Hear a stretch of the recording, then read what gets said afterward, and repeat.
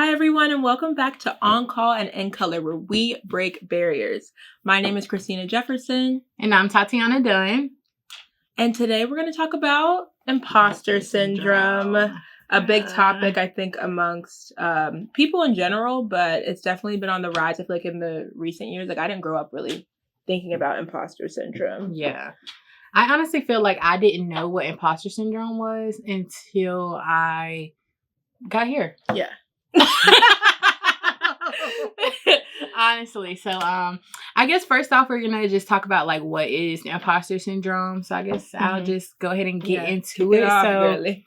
Yeah, for those of you that don't know imposter syndrome, this is not an exact definition, but it's basically the feeling of like not belonging or not being good enough or feeling like you don't deserve to be where you are in that moment, where however that may look for you. So for us being in medical school, I feel like, one of our earlier episodes talks about like pathway programs. And we talked about, stereotypes and stuff like that. And things like that kind of lead to like feeling imposter syndrome, right? And also being the minority in a majority white space can make you feel like you don't belong or that you don't deserve to be here, which is inevitably not true at all. Mm-hmm. So I don't know, Chrissy, what do you feel like imposter syndrome is? I think you hit the nail on the head. Like I said before, people will talk about imposter syndrome outside of like, people have just been talking about imposter syndrome more. But when I first heard of it, I thought of it as a strictly like marginalized folks thing. Mm-hmm. I thought only like minorities felt imposter syndrome, and that was just like, it was very I guess narrow-minded of me. I didn't know that white people could feel imposter syndrome. Yeah. Turns out that they do. So yeah, they do. Yeah, which is always like, again, it was interesting to me. I just never had that perspective because I'm like, most of the spaces that I'm in, like, white people are the majority or are the standard. So like, I just was a little like taken aback by that. But to me, it's just like a feeling of like, like you said, like you don't belong or you're not meant to be here, or other people thinking that you're not meant to be there. Like in my experience of imposter syndrome, I really have never felt like, until recently, which we'll get into. But going into med school, first year, beginning of second year, I never felt like I do not deserve to be here. I think in the beginning of first year, when we talk about the pathway programs and stuff like that, like having people know that about you, being a Black person, people like assume if you're a minority that affirmative action got you in there, which we've talked about before. Yeah. And so I felt like, are other people looking at me thinking, what is she doing here? Yeah. I felt like I deserved to be there. I believe in affirmative action. I think that it's needed. Yeah, I think that it's a necessary system. But I know other folks don't, and I know that the like steps to get to medicine for me were different than other people in my class. So I'm like, oh shoot, are they looking at me like, what is she doing here? That was my kind of experience of like, I'm not an imposter, but other people thinking I'm an imposter, and that was like in my head. Right. So yeah, I think like, just to close the statement, like I agree with everything you said, plus the perception of other people thinking that about you, which I think can like lend itself to imposter syndrome. Yeah, especially thinking about like other people. Like I realized I initially started feeling imposter syndrome in medical school because with this new like curriculum that we have, we sit in tables of groups, and when we're going over cases in class, we have to discuss what do you think is going on with this patient, right? Based off of like whatever block we're in, whatever we're learning, right? So at that point in time, we don't know everything, right? Which is the setup of the curriculum. So I feel like where it got me is I don't speak the same language as a lot of my peers here. Like, I'm a country girl from the South. Like, when I'm trying to explain something, like, it's not going to come out in medical terms. Like, medicine is a different language. And I feel like when I don't say things like, let's see. I'm trying to think of something. Let's say, okay, something common like that everybody, well, not everybody, but most people know, like acetaminophen and Tylenol are the same thing. I might say, yeah, this woman just needs to take some Tylenol to lower her fever. When my classmates may be like, let's prescribe her some acetaminophen to see if her fever will be lowered. And then I'm like, okay, I'm not feeling the connect. Like, We said the same thing. yeah, we said the same thing, but then they'll look at me and be like, I think we should do da da da. I said the same thing, just in medical terms. And that was when I first started feeling imposter syndrome. I'm like, am I not saying the same thing? Like, am I going crazy? Like, is what I'm bringing to this team not valuable? And I would feel kind of like looked over or glossed over sometimes. And eventually I got to a point where I would come to class and I would just stop talking for a while. Even though, and I would want to say things and I would be like, I'm not going to say it. Or I would say it in my head and I'll be like, oh girl, you were actually right. Like you should have said it. Yeah. But because of imposter syndrome, I didn't because I felt like I don't know it. Like I'm not smart enough. Like these kids like have master degrees. They have multiple degrees. They come from backgrounds where they had private tutors and stuff. So I just kind of felt like, oh, maybe I should just sit back and learn. Like I should just learn. Yeah. But like lo and behold, I know sometimes they learn from me, you know? Yeah. I feel like because as the 2 years have went by, like I've learned that my voice needs to be heard because I'm always coming from a different perspective because my background is different. Just like one time I got into a conversation with one of our classmates about like, the topic was about, I think it was about like how minorities just don't trust medicine.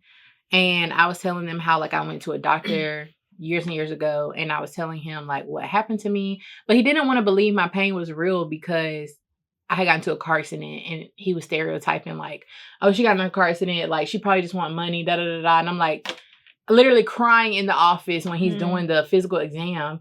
And one of my classmates was like, made a statement like, oh yeah, people do come in there wanting like narcotics, da da da da. And I'm like, but in that moment I wasn't. And I wasn't even like, he didn't even try to believe me, you know? So I feel like imposter syndrome is something that you go through, but I feel like it teaches you a lot.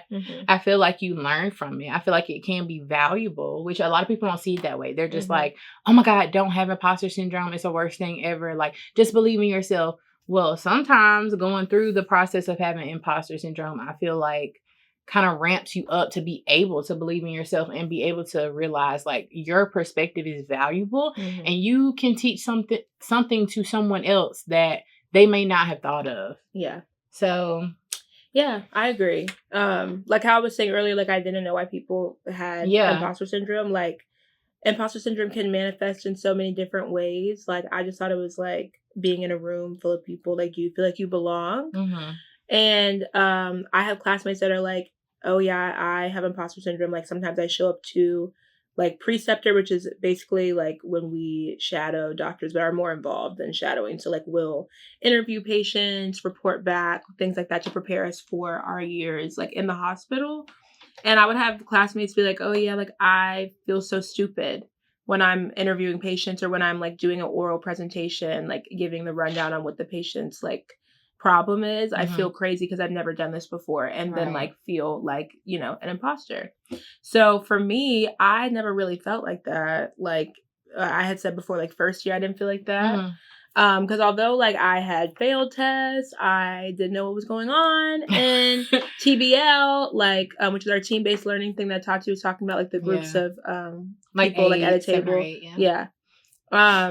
I would not know what was going on, but I just never felt like these people are like smarter than me. I just always, and maybe because in my head I am plagued by thinking of systemic and institutional racism at like all times. It's actually like it is valuable, but it is like no, it's valid. It's a burden. It's reality. Yeah.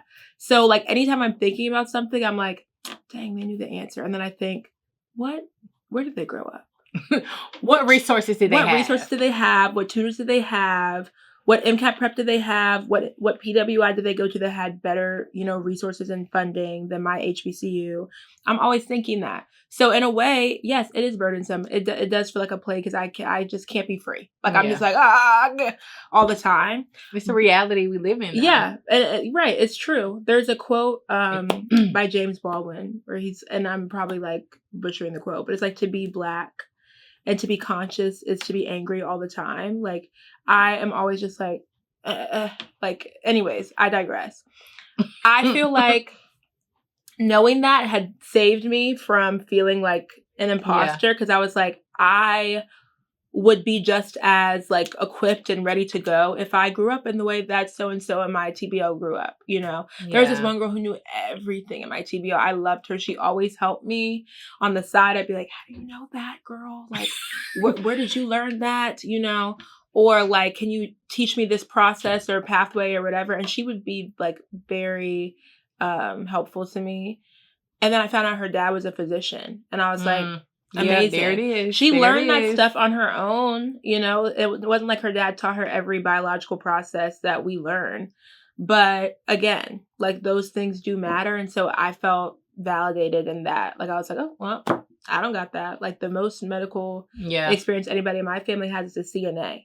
And shout out to the CNAs. Like, oh yes, y'all are appreciated. Yeah, I was a CNA before, and let me tell y'all, CNAs need to get paid more money. Yeah, they need to get paid more money. Wiping, let me not. But no, wiping, scrubbing. I mean, and it's so much more than that. Like it's just it's an insane. And you're a caretaker for real. Yeah. I think to validate what you just said, like Chrissy saying that like. She always thinks about the social determinants of health and like all of that and saying like, what did these people grow up with? Every time I would go, I remember like, I don't even know if it was you or Takaya. Shout out to Takaya. Our friend. Our friend. Yeah. Shout out to Takaya.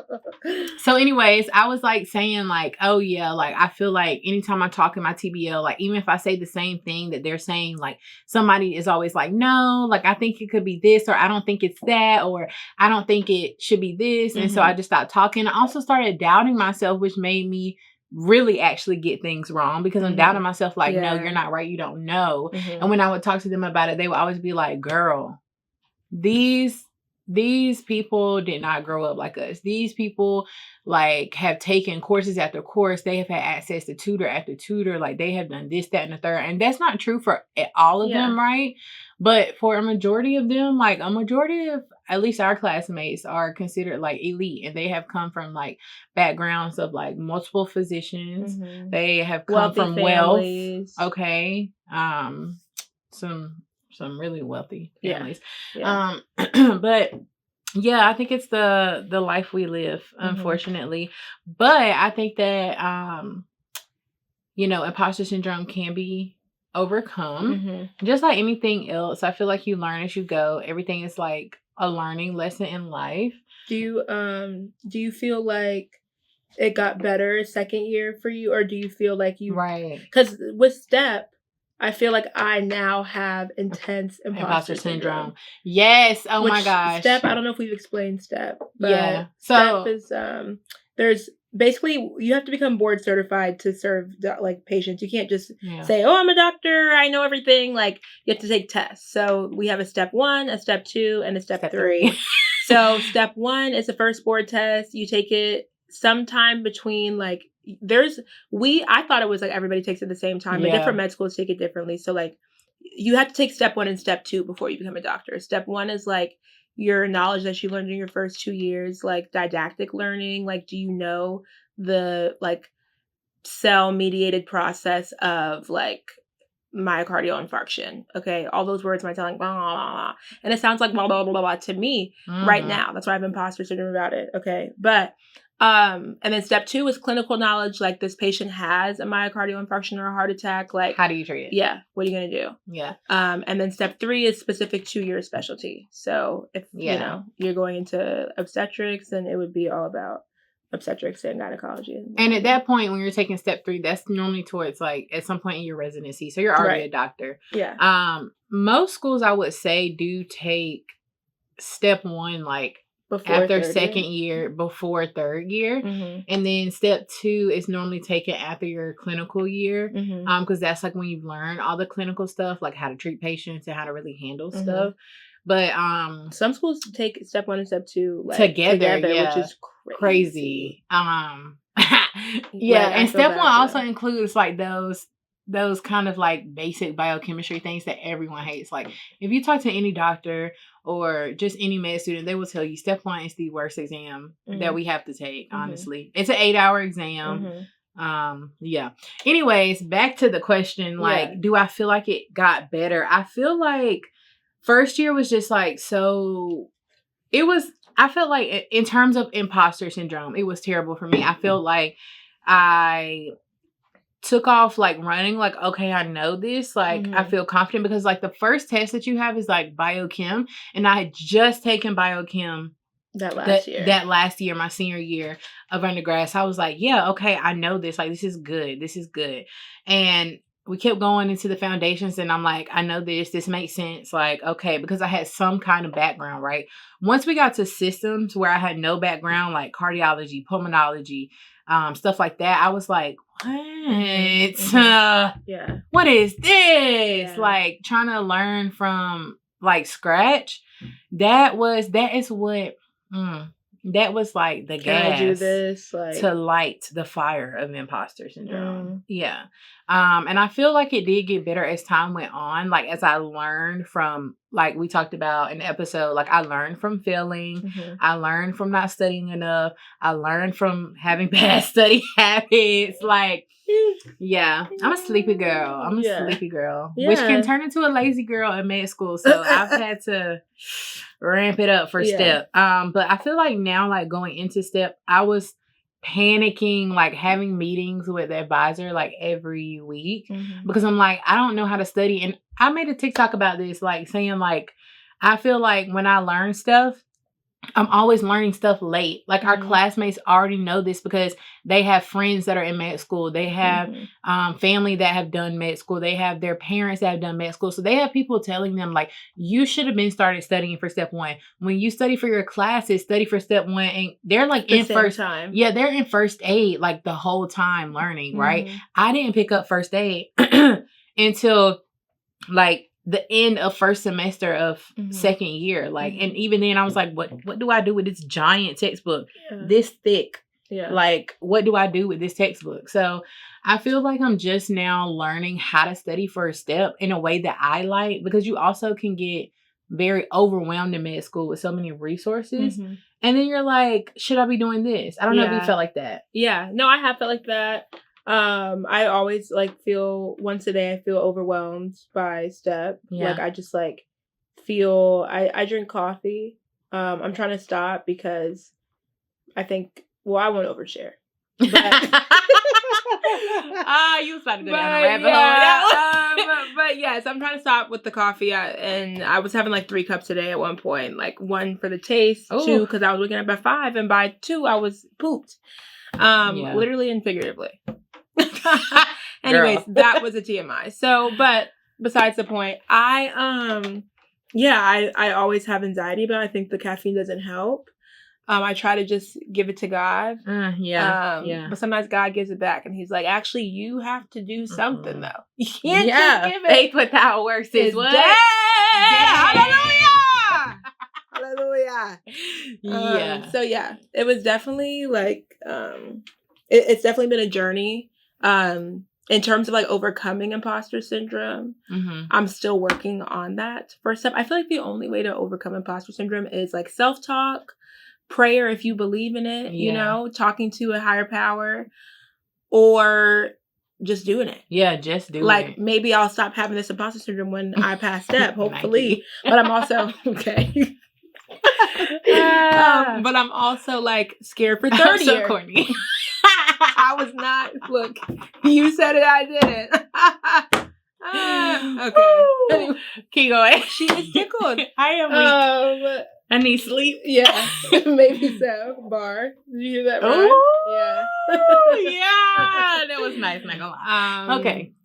Back to what I was saying, but yeah, I'm scared for third year because That's something else I have no idea what to expect. And people have so much medical knowledge that I do not have yet. Yet is the operative word. Yet. But I don't want to be going up in third year and people are like, what's this? And I'm like, and I'm trying to retrieve it, even if I know it, and another person got it in 0.2 seconds. And now is a more impressive person. And we can get into how, third year is graded later. But yeah, I just have like so much, I have a lot of like fear. Yeah. In my soul about the future. I just feel like, oh my gosh, like I knew I wanted to be a doctor, but everything that it entailed, is a lot. Like they don't tell you about that. That's one reason why we have this podcast. Like we're trying to get y'all hip. And this is not to deter folks into not going. No, like we're still doing it. Yeah. But Jesus Christ, like holding on. Yeah. It's definitely a journey. So yeah. How do you overcome your imposter syndrome? Like, did you overcome it some? Yeah. First, second year? No. Yeah, no. Here's the thing about imposter syndrome. I think, like I said, like, okay, here's a perfect example. You know, you hate like self-help books. Mm-hmm. Like, to be clear, I do not hate self-help books. I hate, and I am, how should I say this? What's another word for like pompous or like, yeah, lost me. Okay. I am like a snob. That's like a colloquial term for it. I'm a snob about people reading. And like, I shouldn't be, because reading is great. But I hate when folks be like, I'm back into reading. And they're reading like, Rich Dad, Poor Dad, or like 5 Truths of Life. I don't know. But like, to me, I like think reading is more than that. Again, I digress. Likes the literature, the genre. Yeah, I like actual literature, fiction. Yeah. Like even nonfiction is great, but like people be like, "Oh, I'm a big reader," and all they read is self-help books. You reading 6 self-help books? Have you helped yourself for real? Like, okay, well, back to what I was saying before you push some buttons. Basically, I forgot. No, self-help books. Right. Okay. Just kind of like self-help books. I think people will tell you like, this is something you can overcome. Like you can da-da-da-da. And while I don't think that's a lie. Like I do think you can overcome imposter syndrome. I don't think it ever fully goes away because life is constantly changing. Like my mom will always say to me, that was a good one. My mom will always say to me like, you need to learn to adapt to change because life is always going to change. Like, and we're always kind of in the future. Like, I can't wait to become a doctor. When I become a doctor, everything will be great. No, like something else is going to happen. Like, Lord, something else is going to happen. Like, so I feel like with all the challenges you have in life, like you're always going to have imposter syndrome about something. Like, so I feel like it's a process that you have to continue to try to overcome. Yeah. I feel like for me, like I overcame certain aspects. Like I'm not as afraid to speak up in class anymore. Yeah. I'm not as You're afraid. Good at that. What? Speaking up in class. Oh. Yeah. I'm so. Yeah. Because I'm still very fearful. Yeah. Have you ever heard me on the mic? A couple times. We've been in class for 2 years. Yeah. So. No, most of the time I get handed the mic is because my table's like, they do this thing. I'm not even going to call them out. I hate when they do that. And I'll be like, I'm not about to play this game with y'all. Yeah. Like, I don't let them give it to me. But they always be like, Tatiana, you should say it. And I'm like, just give me the mic. Because you know what? I be on the mic because I be like, let's keep the class rolling. Like, let's keep going. I'm not trying to be in here later than Yeah, because they be like, anybody want to answer? And it be dead silent. For like 2 minutes. And I'm like, come on, because we got to go. Yeah. Like, we got to go. But yeah, I feel like I'm learning to overcome imposter syndrome in different aspects. Like, in that aspect, speaking up in class more, I feel like I'm learning to overcome. I feel like clinically... You've always spoken up in class. I will say that. Yeah. Even first year. And I got things wrong, like, often. And guess who didn't notice? Me. Yeah. I mean, but sometimes I got things right, whether it had been like the credit of me knowing it actually, or my TBO knowing it or whatever. And sometimes I be on the mic saying stuff that I didn't even come up with. So whatever. Yeah, and that's always helpful. But then when they ask the follow-up questions, I'm like, oh my God. I was getting like, I was getting follow up after follow up. We had in surgery last week when it was optional. Y'all, it was one table. I did watch that Oh recording. my gosh. Yeah. He came and asked the question. I'm like, da da da da da. And he's like, okay, what is the most common risk factor for da da da? And I'm like, I don't know. Yeah, like why? I had to answer to one question. Don't come over here asking. Yeah. I'm like, I don't know. They be honest. But yeah, I feel like it's something to always try to overcome. I feel like it's important to identify it though, like and talk about it, and have people you can talk about it with. Because I feel like I never would have overcame that if it were not for like Takaya and Christina and Justin and like everybody else that at least acknowledge that they were feeling the same. Mm-hmm. I know like y'all three particularly would say that y'all felt the same and would say like, y'all, girl, like realize where these people come from. Mm-hmm. And we're basically starting from scratch. Like we're the first to do this in our families. Like no one's ever done this before and we're having to figure it out from the bottom up. So It's like, I think it is hard to overcome, but it's doable, but it's going to come up again. Mm-hmm. It's going to happen again and you're going to have to overcome it again, but you can because you're strong and yeah, no, I'm not laughing at that. That's real. You're sweet. Yeah. You was, the help. Yeah. What were you about to say about the self-help book? Did you basically I was going to say like equivalent to self-help books, right? Like people going to tell you like, you can do this. This is what you should do to fix your life. Oh, I see. People gonna tell you this. You should do this. This is what you should do to fix your imposter syndrome. Yeah, you have to figure it out yourself, which is unfortunate. But like, I think that's the thing about like social media. In general, I mean, I've probably done it too. Like, I made a TikTok about like time management. This girl is like stitching my thing, talking about here's 3 ways to fix your time management, and I'm like, that might not work for me, which it might work for somebody else. So. Kudos to you, girl. But like you kind of just have to figure out what works for you and realize you're on your own path. And like you said earlier, it's a marathon, not a race.